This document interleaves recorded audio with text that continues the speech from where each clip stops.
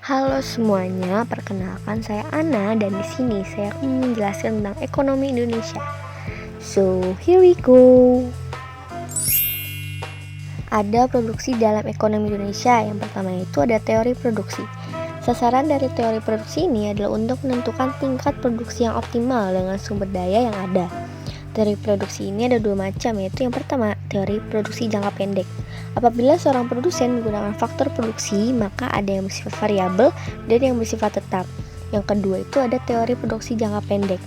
Apabila semua input yang digunakan adalah input variabel dan tidak terdapat input tetap, sehingga dapat diasumsikan bahwa ada dua jenis faktor produksi, yaitu tenaga kerja dan modal. Yang kedua ada fungsi produksi. Fungsi produksi ini merupakan landasan dari proses produksi yang menggambarkan hubungan antara faktor produksi dengan kuantitas produksi. Dalam teori ekonomi digunakan asumsi dasar mengenai sifat fungsi produksi, di mana semua produsen tunduk pada hukum the law of diminishing return. Yang ketiga ada hubungan antara faktor-faktor produksi. Hubungan input-output untuk suatu sistem produksi merupakan suatu fungsi dari bahan baku, tenaga kerja, peralatan, teknologi, dan lain-lainnya yang digunakan oleh suatu perusahaan. Yang keempat ada modal atau kapital.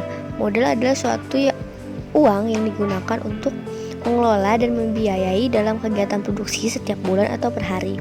Yang terakhir ada tenaga kerja. Tenaga kerja merupakan suatu sumber daya manusia atau human resource yang berperan dalam kegiatan pembangunan masyarakat. Konsumsi dalam ekonomi Indonesia. Yang pertama itu ada konsumsi menurut ekonomi konvensional. Tujuan konsumsi dalam teori ekonomi konvensional ini adalah mencari kepuasan atau utility tertinggi. Yang kedua ada konsumsi menurut ekonomi Islam, mengemukakan bahwa berbagai etika konsumsi yang harus diperhatikan sebagai berikut, yaitu yang pertama, tauhid, adil, free will, amanah, halal, dan sederhana. Selanjutnya ada pengaruh konsumsi terhadap ekonomi Indonesia. Yang pertama, apabila konsumsi mengalami peningkatan, maka pertumbuhan ekonomi juga akan mengalami peningkatan. Hal ini dikarenakan terjadinya peningkatan konsumsi, berarti telah terjadi peningkatan permintaan terhadap barang dan jasa. Sebaliknya, apabila konsumsi mengalami penurunan, maka pertumbuhan ekonomi juga akan mengalami penurunan. Hal ini disebabkan oleh terjadinya penurunan konsumsi, berarti telah terjadi penurunan permintaan terhadap barang dan jasa. Lalu ada pengambilan keputusan dalam ekonomi.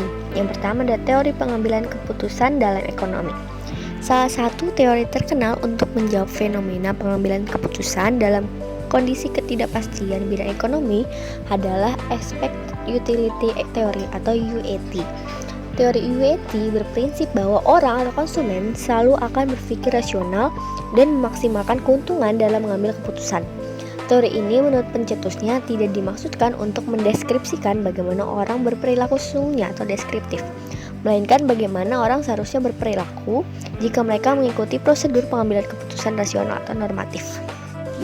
Yang terakhir ada fungsi pengambilan keputusan dalam ekonomi. Pengambilan keputusan sebagai suatu kelanjutan dari cara pemecahan masalah memiliki fungsi antara lain. Yang pertama, pangkal permulaan dari seluruh aktivitas manusia yang sadar dan terarah baik secara individual ataupun secara kelompok, baik itu secara institusional maupun secara organisasional. Yang kedua itu sesuatu yang bersifat futuristik, dalam artian menyangkut dengan masa depan yang akan datang, di mana efek atau pengaruhnya berlangsung cukup lama.